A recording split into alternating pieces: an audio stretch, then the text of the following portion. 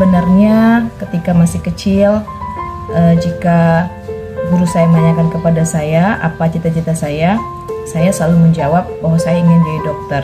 Jadi pada saat itu saya belum ingin menjadi seorang guru. Cita-cita menjadi dokter itu dari SD sampai SMP masih terus tertanam di diri saya. Kemudian setelah saya tamat SMP, saya masuk ke sekolah menengah kejuruan negeri dan saya memilih jurusan akuntansi. Ketika itu pun cita-cita saya berubah, tetapi bukan menjadi guru. Saya ingin menjadi pegawai kantoran karena di benak saya menjadi seorang pegawai itu hebat, penampilannya menarik, dan pekerjaannya juga menyenangkan. Kemudian hampir di tahun ketiga ketika saya akan menyelesaikan sekolah menengah kejuruan itu, saya sempat bingung setelah tamat ini mau masuk kuliah ke jurusan apa. Akhirnya setelah tamat saya berdiskusi kepada orang tua saya. Ibu saya memberikan saya saran seperti ini: jika kamu ingin kuliah, maka cobalah cari kuliah yang nantinya bisa bekerja, tidak harus menunggu tamat terlebih dahulu. Karena pada saat itu perekonomian keluarga kami termasuk perekonomian yang kurang mampu jika harus menguliakan seorang anak. Jadi karena saat itu motivasi saya, keinginan saya kuliah itu besar, maka saya merubah yang tadinya saya ingin kuliah di bagian ekonomi, jurusan akuntansi, saya ubah menjadi keguruan. Karena saya berpikir bahwa kalau saya masuk ke sekolah, ke kuliah jurusan perguruan, insya Allah saya akan bisa mengajar walaupun saya belum menyelesaikan kuliah saya. Akhirnya saya memutuskan untuk masuk kuliah jurusan bahasa Inggris, jadi keguruan FKIP jurusan bahasa Inggris. Saya kuliah di Universitas Muhammadiyah Palembang.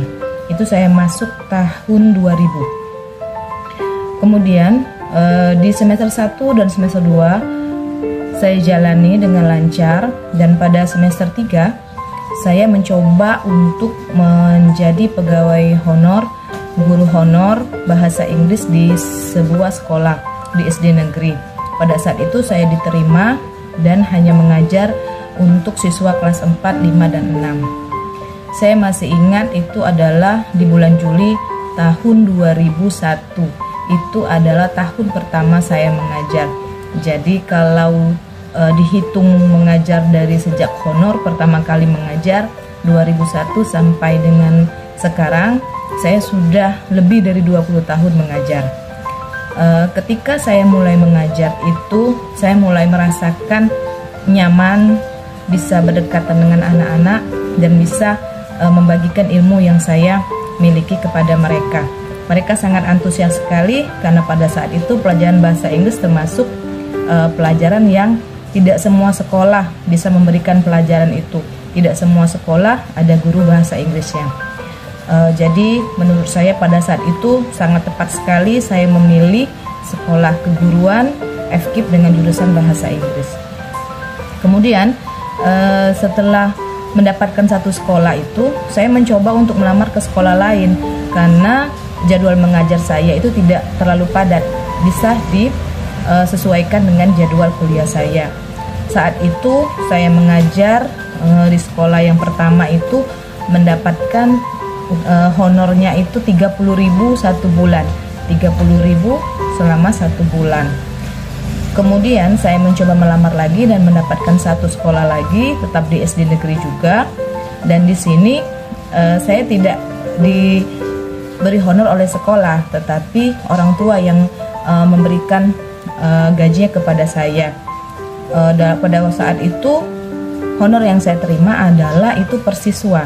Satu siswa itu membayar Rp500 setiap bulan. Satu siswa membayar Rp500 setiap bulan. Jadi kalau di akhir bulan atau di awal bulan, tas saya itu penuh dengan uang receh. Berat membawa tas itu karena isinya uang receh 500-an.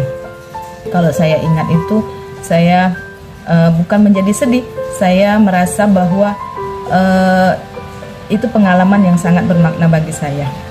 Jadi menjadi guru itu penuh perjuangan.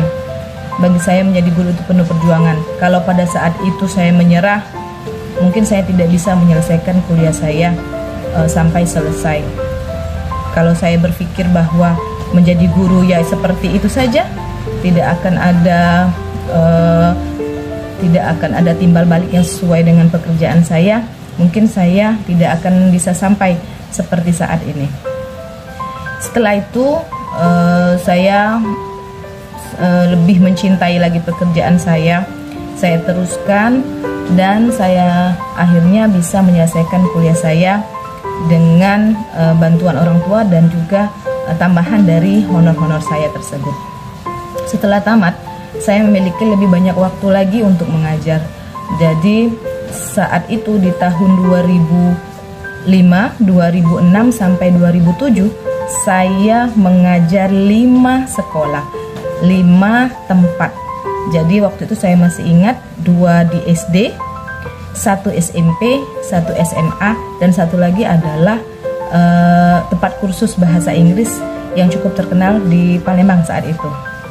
Jadi bisa Anda bayangkan bahwa saya harus bolak-balik mengajar yang pada saat itu belum ada ojek online seperti saat ini. Jadi kendaraan yang saya gunakan itu mobil angkot dan bis kota. Kadang-kadang saya tertidur di bis kota karena kecapean.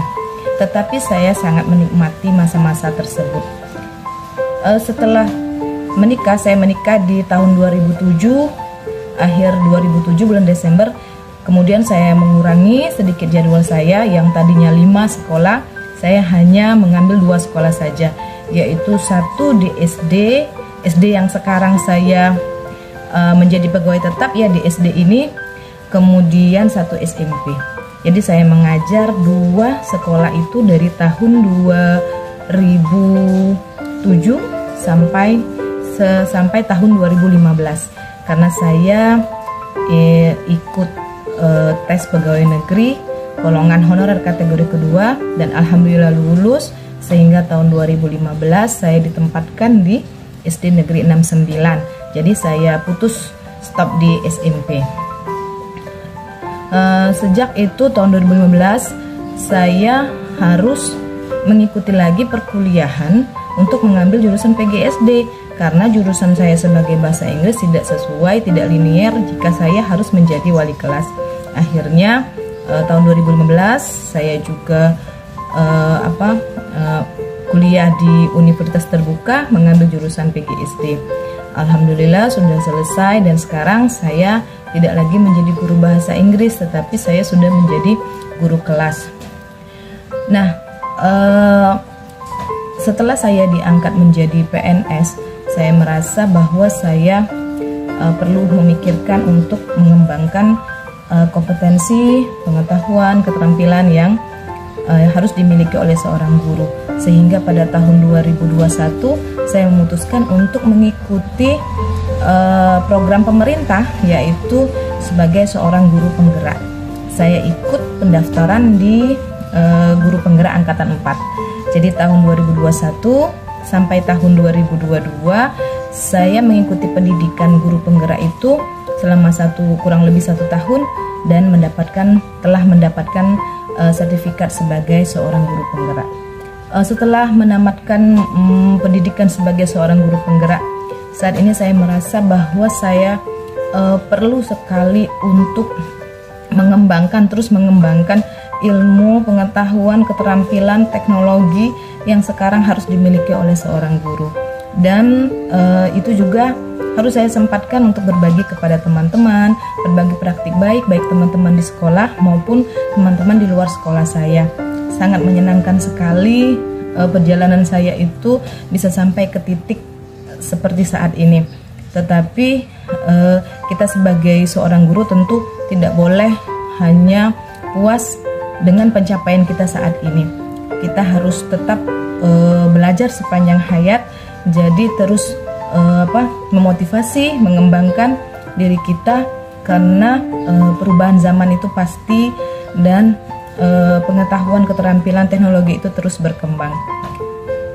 Alhamdulillah sekolah dan kepala sekolah serta teman-teman semua ikut membantu dan mau berkolaborasi bersama untuk memajukan siswa di SD Negeri 69. Akhir dari cerita saya ingin menyampaikan kepada teman-teman semua, sesama guru, bahwa menjadi guru itu adalah suatu profesi yang membanggakan. Karena mengapa? Kita adalah penentu dari masa depan negara ini, karena kita mengajar anak-anak yang nantinya akan membangun negara ini. Jadi kita tidak perlu malu untuk menjadi seorang guru, karena menjadi seorang guru itu adalah pekerjaan yang sangat hebat menurut saya. Tidak kalah kerennya dengan menjadi seorang dokter. Jadi sekarang kalau saya tanya kepada murid-murid saya, kalian cita-citanya mau jadi apa? Mereka banyak menjawab ingin menjadi guru. Ya, mereka banyak menjawab menjadi guru. Kalau saya tanya mengapa ingin menjadi guru, jawab mereka ingin seperti saya. Saya merasa sangat senang karena saya dapat menginspirasi anak-anak saat ini, sehingga mereka mempunyai cita-cita untuk menjadi guru seperti saya. Akhirnya beginilah cerita saya, perjalanan saya dari awal mulanya tadi tidak mau menjadi guru, kemudian berubah pikiran untuk menjadi guru, dan sampai pada titik saat ini.